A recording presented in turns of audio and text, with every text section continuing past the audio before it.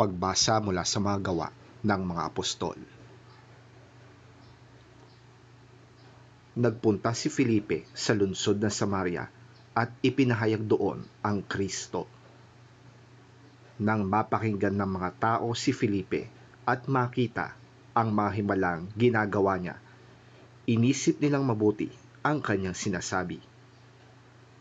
Ang masasamang espiritu ay umaalis sa mga taong sinasapian ng mga ito at sumisigaw habang lumalabas.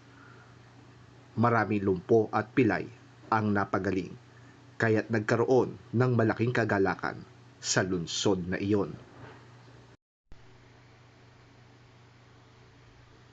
Nang mabalitaan ng mga apostol sa Jerusalem na tinanggap ng mga Samaritano ang salita ng Diyos, isinugo nila roon sina Pedro at Juan.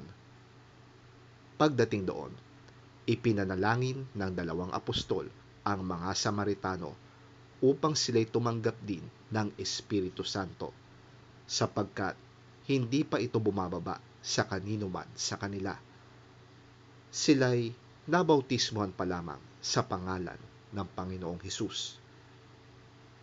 Ipinatong nina Pedro at Juan ang kanilang kamay sa mga Samaritano at tumanggap ang mga ito ng Espiritu Santo.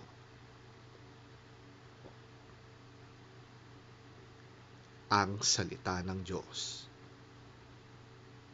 Salamat sa Diyos.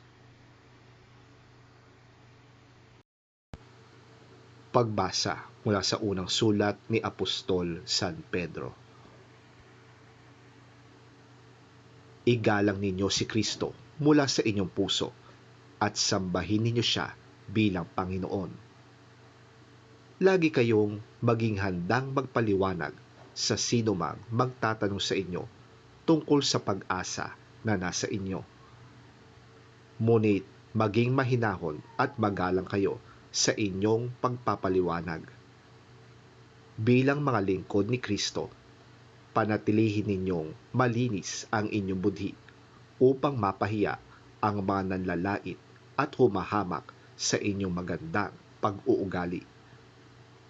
Higit na mainam ang kayo'y magdusa dahil sa paggawa ng mabuti, sakali mang ito'y ipahintulot ng Diyos, kaysa magdusa kayo dahil sa paggawa ng masama.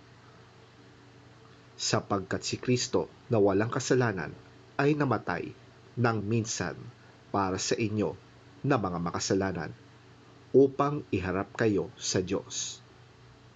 Siya'y namatay ayon sa laman at muling binuhay ayon sa Espiritu.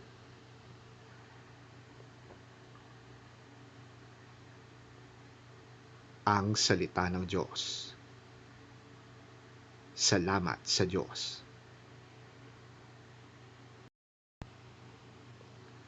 Ang mabuting balita ng Panginoon ayon kay San Juan. Papuri sa iyo, Panginoon. Kung iniibig ninyo ako, tutuparin ninyo ang aking mga itinuturo.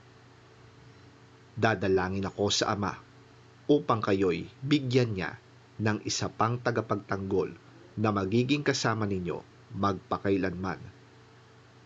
Siya ang Espiritu ng katotohanan na hindi matanggap ng sanlibutan, sapagkat siya ay hindi nakikita ni nakikilala ng sanlibutan.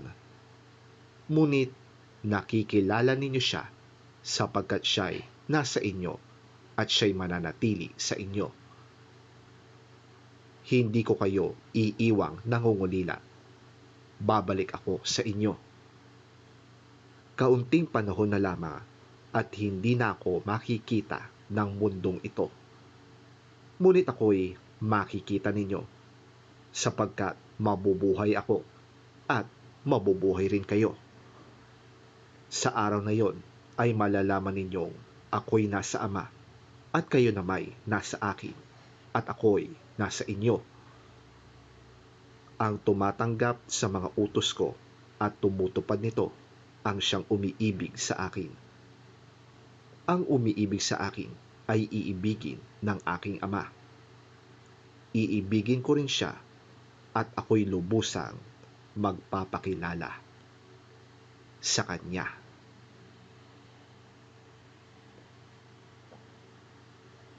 Ang mabuting balita ng ating Panginoon.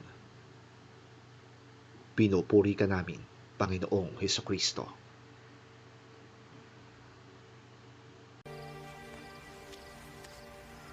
If you love me, you will obey my commandments.